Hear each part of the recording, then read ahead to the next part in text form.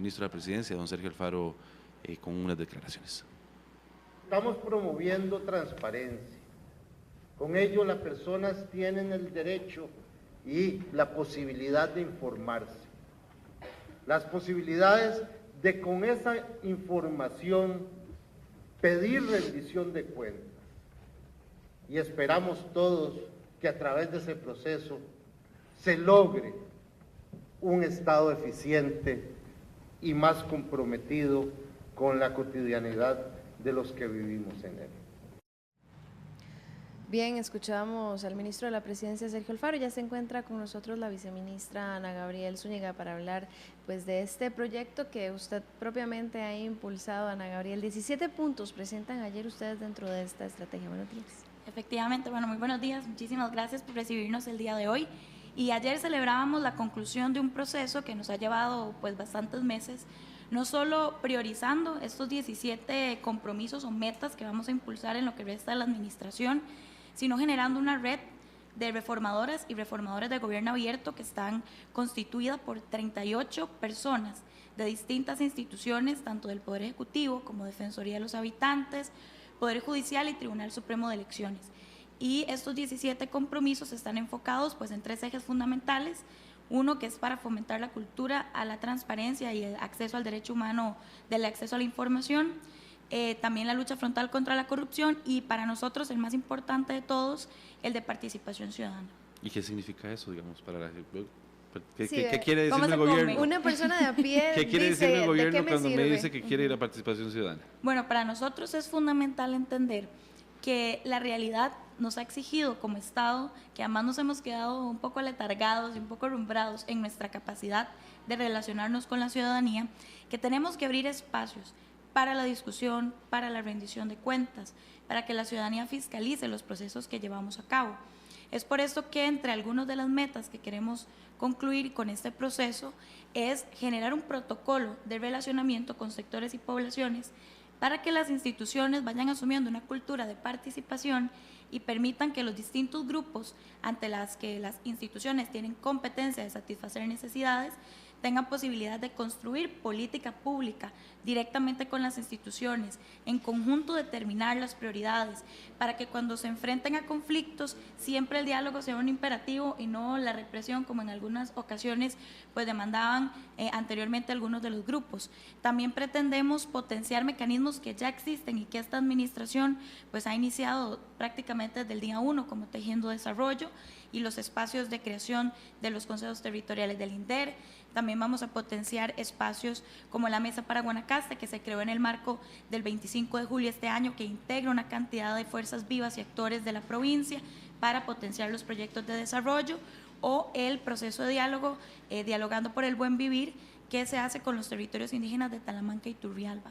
Todo lo que pretendemos es ir abriendo espacios de incidencia directa en los procesos de toma de decisión para que la gente se empodere, exija, pero además participe y asuma una corresponsabilidad y una co-creación de políticas y acciones en conjunto con nosotros. Y hablando de ese conjunto, ustedes están trabajando de la mano también con el Poder Legislativo, con la Corte Suprema de Justicia. ¿Cómo va esa coordinación? Porque recientemente se firmó en la Asamblea Legislativa un compromiso y también el Tribunal Supremo de Elecciones. Efectivamente, hace pocas semanas los presidentes de los distintos poderes, incluido el que nosotros reconocemos como poder electoral, firmaron una declaratoria de estado abierto, declaratoria que evidencia lo que ya de por sí desde meses atrás el Poder Ejecutivo ha venido generando un proceso de articulación entre distintos poderes, en el entendido de que para todas y todos un funcionario público es un funcionario público del Estado, independientemente si estás en una municipalidad, si sos un juez o si sos un médico. Al final de cuentas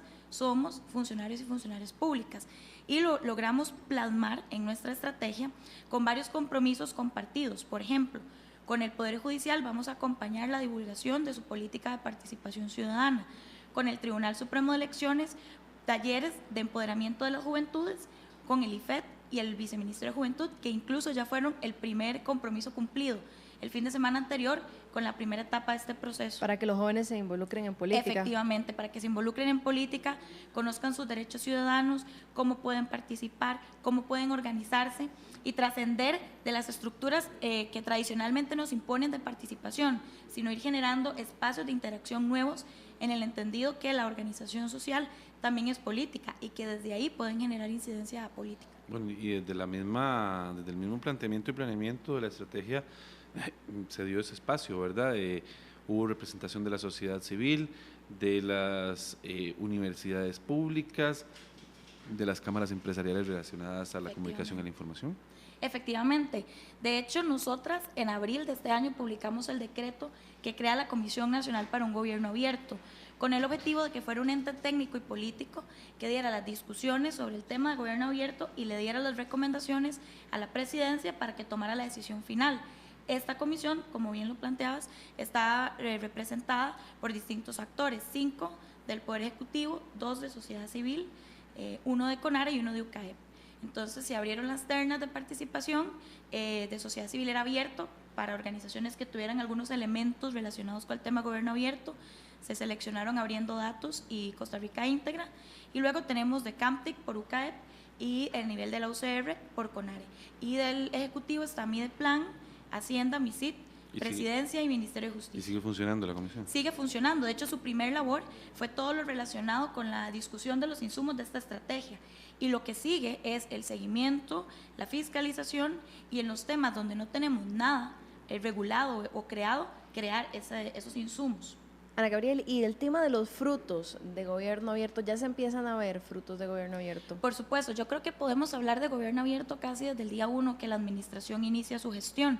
Y yo creo que se puede evidenciar en procesos como la política energética, que el MINADE también lanzó hace pocas semanas atrás, donde fue el resultado de un proceso territorializado y participativo con distintos sectores que priorizaron las necesidades de cómo atender la realidad de la matriz energética costarricense.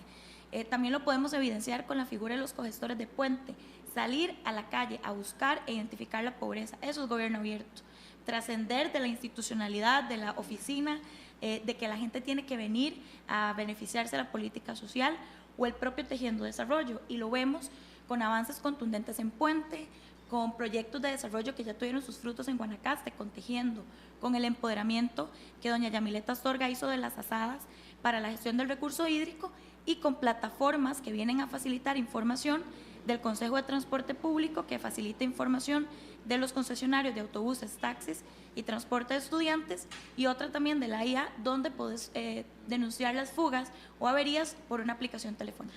Señora viceministra, hablemos sobre acceso a la información. Nosotros, los costarricenses, estamos... Es fea la palabra, pero acostumbrados, digamos, a toparnos con, como se dice en el lenguaje coloquial, a toparnos con paredes respecto al acceso a la información en la gestión pública. Muchísimas instituciones y muchísima institucionalidad se ha creado incluso con legislación que les facilita blindar la información para que la misma no sea pública y conocida, como la SUTEL, ¿verdad? Donde las decisiones que se toman respecto a la gestión del espectro eléctrico desde la Superintendencia de Telecomunicaciones puede ser declarada confidencial, ¿verdad? Entonces venimos con ese tipo de gestión desde lo gubernamental. Además, sabemos que crear plataformas para un acceso a la información muchísimo más abierto es sumamente costoso, y entonces la pregunta es, ¿verdad? ¿Cómo se plantea desde el Gobierno de la República transformar esta visión con la cual se ha estructurado muchísimas de las instituciones, ¿verdad? Bueno, vos tocas 2 puntos fundamentales, y sobre ese tema hay que partir del hecho lamentable de que somos tal vez de los países de América Latina, de los pocos, junto con Argentina, que no cuentan con una ley de acceso a la información, lo cual es bastante lamentable, porque entonces no tenés cómo regular garantías mínimas, y el acceso a la información es un derecho humano. Conscientes de esta realidad, vamos a impulsar 2 procesos conjuntos. Uno que está dirigido a crear un decreto de acceso a la información para el Poder Ejecutivo, con lineamientos que van a ser de carácter vinculante. ¿Cuándo va a ser emitido? En este momento, perdón. ¿Cuándo va a ser emitido? Vamos a procurar emitirlo en el primer trimestre del otro año, con el objetivo de que en el mismo momento que presentamos directriz, vamos a estar con la claridad y mejoras de proyecto de ley en materia de acceso a la información. Entonces vamos a impulsar esos procesos de manera conjunta y el objetivo es que en este periodo de sesiones extraordinarias que acaba en mayo del otro año podamos estar presentando ese proyecto de ley. La idea es que obviamente el decreto no es suficiente para poder regular y exigir todo lo que quisiéramos. Entonces vamos a apostar por un decreto porque además a nivel del Poder Ejecutivo queremos ir instaurando esta cultura de transparencia, queremos ir generando capacidades instaladas porque nos pasa actualmente, por ejemplo, con la ley de archivo, que hay una ley vigente y que hay instituciones que no tienen la documentación completa, ni siquiera expedientes únicos de usuarios. Entonces, nosotros queremos una ley y ojalá logremos aprobar el proyecto en esta administración, pero queremos generar capacidades en las instituciones para que una vez que la ley logre estar en vigencia, podamos ir generando la facilidad de la información en la ciudadanía. Hablando del tema de los retos que tiene el gobierno abierto y es la participación ciudadana, y lo tocabas pero muy brevemente, ¿cómo poder realmente hacer que la gente se entusiasme, diga, bueno, sí, yo quiero participar en gobierno abierto, yo quiero pues poder aportar en gobierno abierto, o quiero enterarme qué es gobierno abierto? Bueno, lo primero es que creo que nos corresponde, y ya iniciamos ayer con una feria ciudadana que se dio justo después del lanzamiento, con actividades culturales, apropiación del espacio público y puestos informativos para que la gente vaya acercándose a la ciudadanía y también que nosotros nos acostumbremos a salirnos del escritorio, ¿verdad? Que muchas veces es esa eficiencia en la dinámica y en la relación con la ciudadanía. Vamos a generar procesos de sensibilización con nuestros funcionarios y funcionarias públicas para que entiendan la necesidad de reinventarnos como servidores públicos. Y también vamos a ir a los territorios, vamos a generar talleres, laboratorios cívicos, para empoderar a la gente, explicarles la importancia y los extremos del gobierno abierto. También para las personas que nos están viendo y escuchando, pueden ingresar a la página www.gobiernoabierto.go.cr y ahí van a poder encontrar elementos de la estrategia, los puntos importantes, espacios de incidencia. También nos pueden escribir al correo dialogociudadano@presidencia.go.cr y nos pueden visitar incluso en Casa Presidencial, en el Viceministerio, que con mucho gusto, y así lo hicimos para la consulta pública de la estrategia, recibir ahí para que vean toda la información que tenemos registrada y para explicarles cómo se pueden involucrar. Yo creo que es necesario entender, y yo creo que ahí los medios de comunicación juegan un rol fundamental también como facilitadores de la información, que una ciudadanía empoderada con información, una ciudadanía que asume su rol de crítica, de realimentar y de co-crear con el gobierno, fortalece la democracia. Y le devolvemos al pueblo, que es el soberano, sus facilidades para que pueda incidir, nos pueda regular, nos pueda exigir. En la medida que más nos exigen, más efectivos tenemos que ser respondiendo. Y eso, insisto, no es más que fortalecimiento de la democracia. Es parte también de una tendencia internacional, ¿verdad? Y eso es importante decirlo.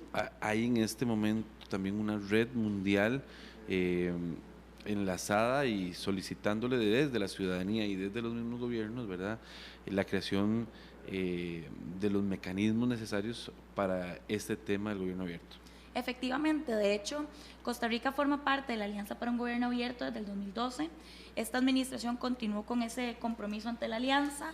De hecho, nos correspondió elaborar el segundo plan de acción que exige este elemento de co-creación y a partir del cual fueron los insumos base para nuestra estrategia. Y en el finales de octubre logramos asumir junto con México la copresidencia de la red de la OCDE para América Latina de Gobierno Abierto Innovador. Y en el proceso que nos encontramos de incorporación a la OECD es fundamental ir cumpliendo con ciertos estándares en materia de gobernanza pública, y las facilidades que el gobierno abierto genera son fundamentales para poder concretar este proceso de incorporación, y ahora con esta copresidencia el triple de responsabilidad de lograr estar acorde con los estándares internacionales particularizados pues a nuestra realidad costarricense. Hablando específicamente de la lucha contra la corrupción, ¿en qué contribuye el gobierno abierto a la lucha contra la corrupción? Dimos una discusión muy rica en el seno de la comisión, entendiendo que, por ejemplo, la ley contra la corrupción y el enriquecimiento ilícito tuvo un efecto persuasivo importante, ¿verdad? Y además con todos los casos de corrupción fuertes que se vislumbraron en una época, ¿verdad?, en unos años atrás, pero hubo como un estancamiento en entender que además no solo las altas jerarquías cometen acciones de corrupción, sino que además no necesariamente sancionar es la medida efectiva, sino que debemos evitar que haya corrupción, porque cuando ya sancionamos se hizo un daño al erario público, se hizo un daño a los presupuestos de la gente y se hizo un daño a la institucionalidad. Y por eso lo que pretendemos es apostar por la transparencia, por lo que vamos a hacer procesos de transparencia en el ciclo de vida de la infraestructura, que eso fue una petición del señor presidente. ¿Cómo hacemos que la gente haga un control efectivo de las obras de infraestructura, el puente, la carretera, cualquier otro elemento en materia de obra pública? Vamos a transparentar la selección de funcionarios del servicio civil en sus 3 capítulos, que están regulados por el régimen del servicio civil, las ternas, los requisitos y el resultado final de quién queda seleccionado. Y vamos a apostar por reformas legales como el proyecto de ley de extinción de dominio, que está dirigido a generar un proceso más expedito que el proceso penal para cooptar el dinero a la organización criminal y utilizarlo en proyectos preventivos, porque además el crimen organizado está sumamente relacionado con la corrupción y debemos evitar que ocurra acciones lamentables como en otros países de la región, donde la organización criminal está involucrado en el Estado, y hay que actuar preventivamente para evitar que eso se consolide, y por eso estamos apostando al proyecto de ley de extinción de dominio con mucha fuerza como una prioridad del señor presidente y liderada por el Instituto Costarricense sobre Drogas con los diputados de la Asamblea Legislativa. Ahora que estamos hablando con el señor magistrado respecto a los cambios y la transformación del organismo de investigación judicial, resaltó algo que cada vez que se habla sobre nuevas estrategias, nuevos planteamientos, nuevas leyes, no debemos de dejar de lado, y que sí se dejó de lado en el pasado. Tiene que ver con cómo dotar de recursos todas estas estrategias, sobre todo en un tiempo de máxima austeridad como el que se nos está pidiendo vivir en este momento, doña. Efectivamente, yo creo que el proyecto de ley de extinción de dominio está para eso. La lógica actual es que hay un porcentaje de todo lo que se coopta, ¿verdad?, de la organización en materia de lucha contra las drogas, preventivo, gastos operativos y también el tema represivo. Y la ley de extinción de dominio nos permitiría todavía nutrir más este tipo de estrategias económicamente cuando la realidad presupuestaria pues está bastante compleja, pero sin duda alguna estas apuestas, y insisto, evitar que la estructura estatal se pliegue o se permee de organización criminal es una prioridad, y en materia de lucha contra la corrupción, por eso lo incluimos en nuestra estrategia de gobierno abierto. ¿Con qué recursos están trabajando ustedes? Estamos trabajando pues con ordenar lo que ya tenemos, priorizar dentro de las instituciones. Mucho de nuestro trabajo es más voluntad política que un gasto como tal, y lo que estamos haciendo es potenciando las plataformas y la inversión en plataformas en materia tecnológica ya existentes, y vamos a alinear muchos de los esfuerzos con la política nacional para el desarrollo de las telecomunicaciones, que va a dinamizar mucho los fondos de Fonatel para alinear nuestro esfuerzo en materia de gobierno abierto con estas inversiones que son de gran importancia y que no implique un gasto extra dentro de la institución. Siendo además, creo que es fundamental que entendamos que una inversión hoy en materia de gobierno abierto va a hacer el Estado más eficiente, lo va a modernizar y lo va a hacer más austero, porque la manera que seamos más expeditos y más eficientes en reducir los procedimientos que exponemos a la ciudadanía, somos más efectivos en la inversión del recurso público. Muchísimas gracias, Ana Gabriel Zúñiga, viceministra de la Presidencia, por estar con nosotros. Gobiernoabierto.go.cr. Efectivamente. Para que ahí se ya informen. está disponible desde ayer y nos pueden visitar, y también irnos a visitar a la oficina para contarles en persona cómo es el proceso. ¿Tienen una oficina como No, iniciativa popular en la Asamblea o está dentro de Bueno, tenemos la oficina de atención ciudadana que está en Casa Presidencial, cerca del puesto 5. Ahí les pueden dar información, y si no, en el despacho del viceministerio, con muchísimo gusto. Muchísimas gracias. A ustedes, buenos días. Ana Gabriel, son las 7:34 minutos. Noticias deportivas. Volvemos a hablar de deportes y ahora les traemos la historia de don Pablo Mora, un amante de la ultramaratón de la montaña que a sus 64 años disfruta de la montaña como pocos a su edad. Vamos a conocerlo. ¿Quién dice que la edad es un obstáculo para una buena descarga de energía y aventura? Y si no, que lo diga don Pablo Mora, que a sus 64 años vivió así de intenso la Eco Green Series y la ultramaratón al lado de su familia. Lo que me gusta es disfrutar de la montaña, disfrutar de ustedes, de ver la gente tan alegre, de mis nietos, de mi salud, disfrutarla.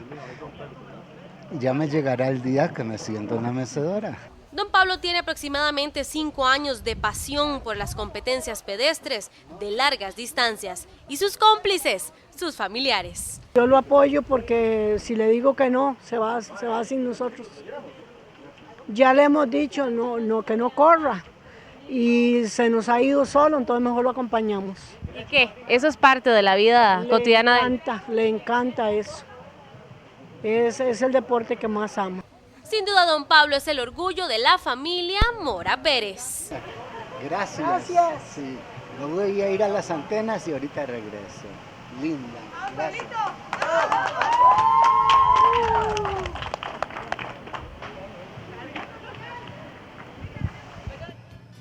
Bien, todo un ejemplo entonces, don Pablo, para aquellos que todavía no se deciden a practicar deporte. Y la edad, ¿verdad? Claro. No hay límites Por para hacer supuesto. deporte. Sí, corre a uno botado, pero sin ningún problema. Vamos a hacer una nueva pausa, ya regresamos con más.